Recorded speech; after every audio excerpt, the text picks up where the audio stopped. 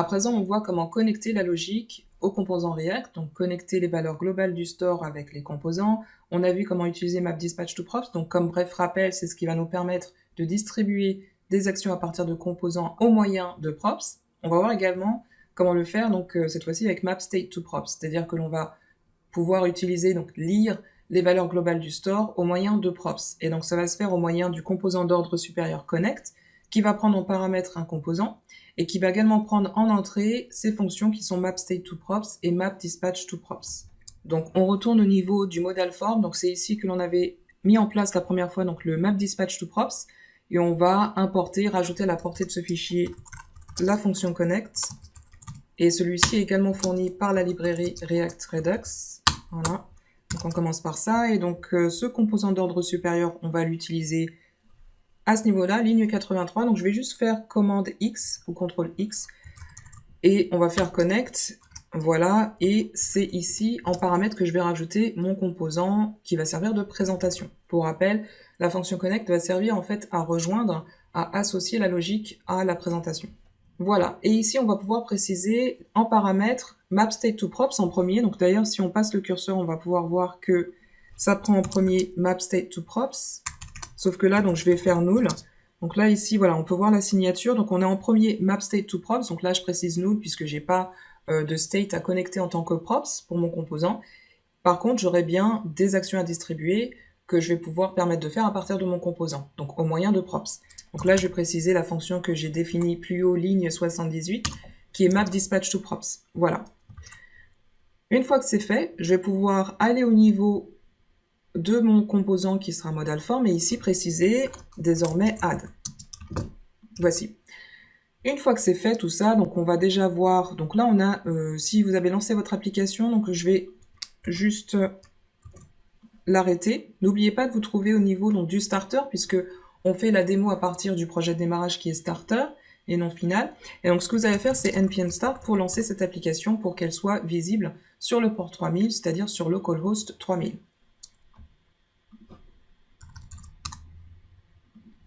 Alors pour l'instant, on a cette erreur puisqu'on a également des choses. Donc on a également à éditer, compléter donc, ce composant qui est raw. Donc pour rappel, il s'agit de la rangée qui va servir à afficher un contact dans la liste.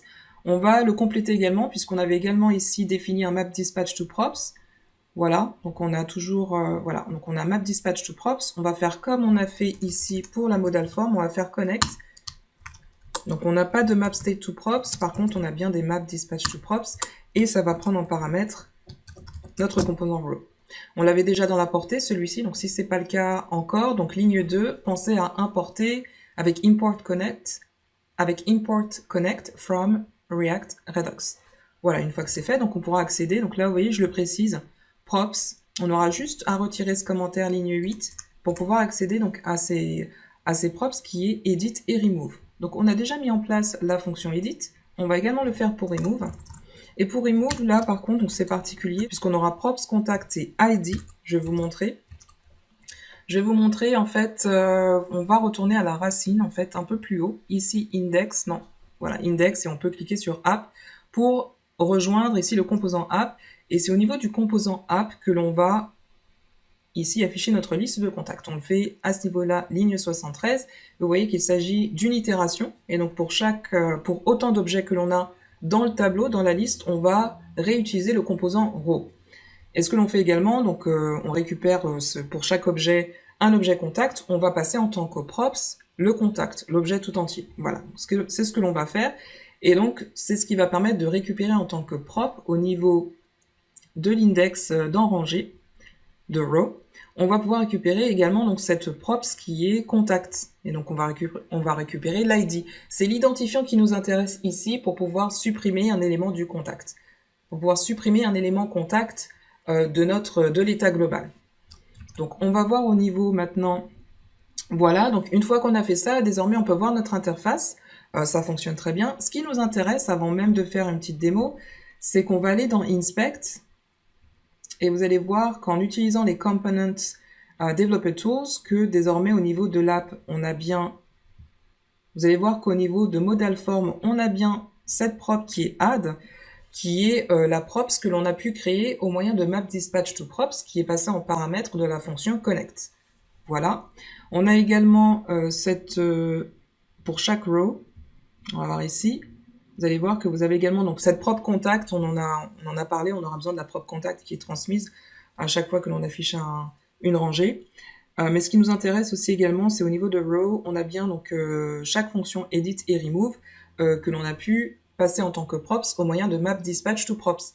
Et donc ces deux fonctions vont permettre de distribuer les actions edit et remove.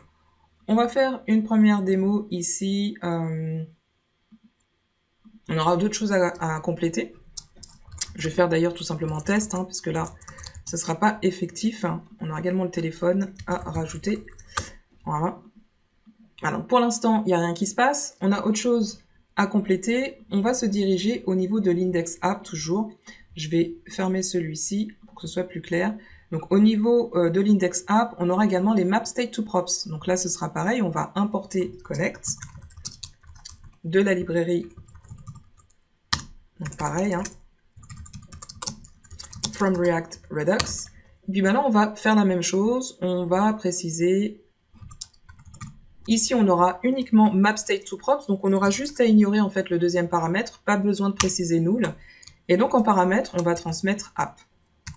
Voilà. Et donc ce que l'on va pouvoir récupérer ici, donc bien sûr, on va le préciser. Ici, on récupère, donc ça vient du store en fait. Donc on transmet en paramètre cette fonction connect, va transmettre le state, donc cet objet global de l'état. Et on va faire return.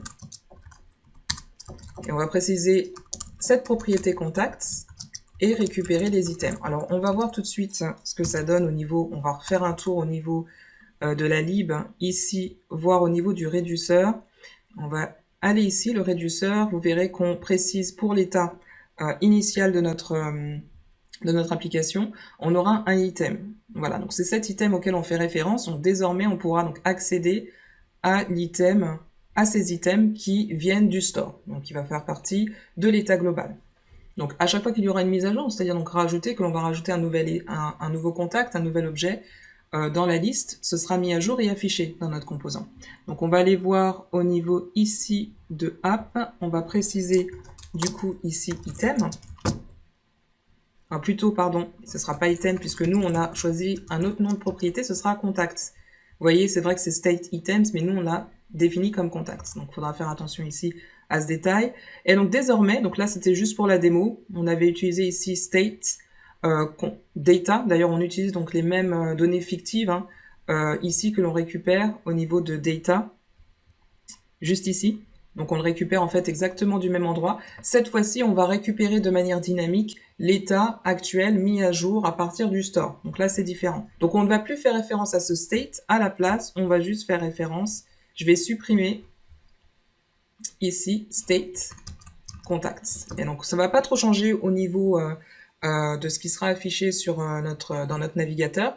Par contre, donc désormais, on utilise la logique qui est récupérée du store. Donc on accède aux valeurs globales du store cette fois-ci. Voilà, donc là désormais on peut voir que on a accès au niveau de app, on a accès ici à contact, et donc ça vient des map state to prop, c'est-à-dire que l'on a mappé une valeur globale du store en tant que prop pour pouvoir la lire dans notre composant.